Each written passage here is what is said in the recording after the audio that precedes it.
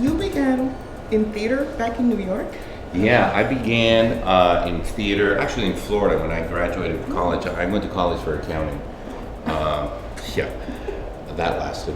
But I was always interested in theater and musical theater and singing and stuff. And I had a girlfriend who we were planning to go to New York. And we thought, you know what, let's do it. So as soon as I graduated, I went to New York and started doing more musical theater there and stuff. That's why I used to be a break dancer too, back in the day. One of my first jobs I did was Zorba with Anthony Quinn on Broadway as an ensemble, one of the dancer singers on the show. And after that, I kind of pursued more, singing, more theater. Went to Italy. I worked in Italy for a while and doing theater. And then like 5 or 6, 7 years after that, I came to LA and started acting.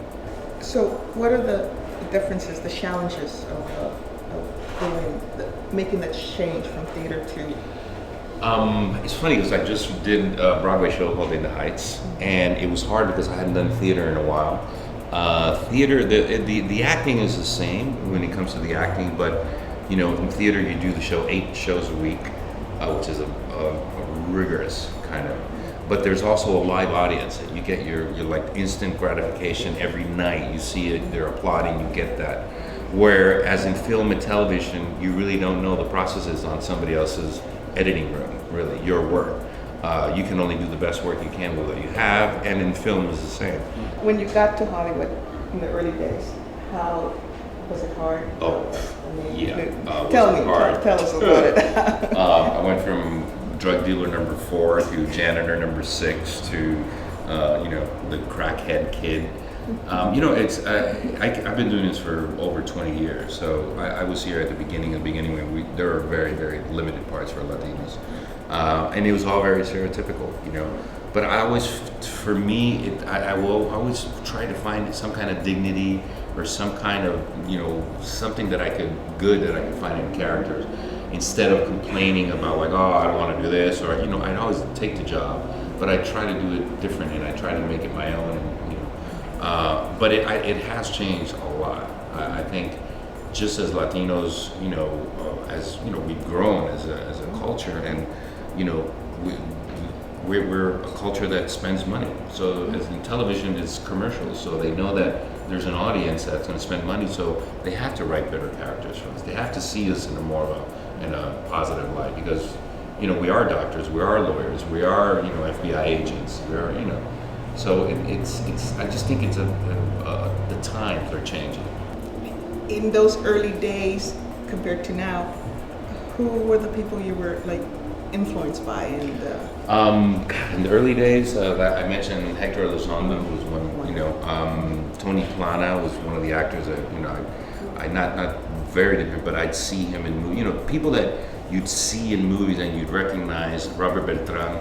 I'd seen him in I think it was a movie called Gabby, like it was independent he had done, and I just thought, this guy's Beltran, he has to be Latin, and then, a year later I see him in an audition, and I'm like,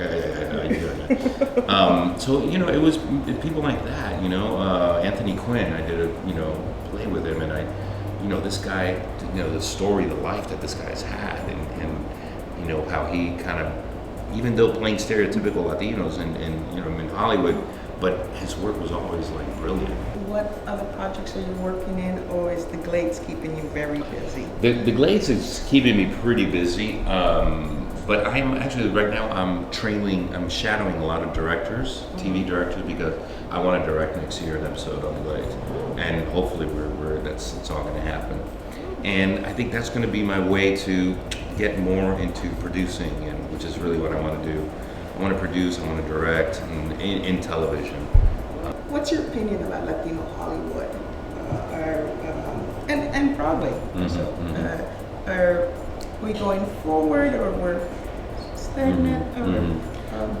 First, Latino Broadway doesn't exist. We were like, it was West Side Story and then In the Heights. That was the last time a big Latin Tony Award.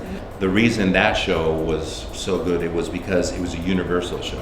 It really was. It was a bunch of Latinos, but it really was a universal subject that could touch In the Heights is playing now in Thailand. It's a huge hit in Thailand.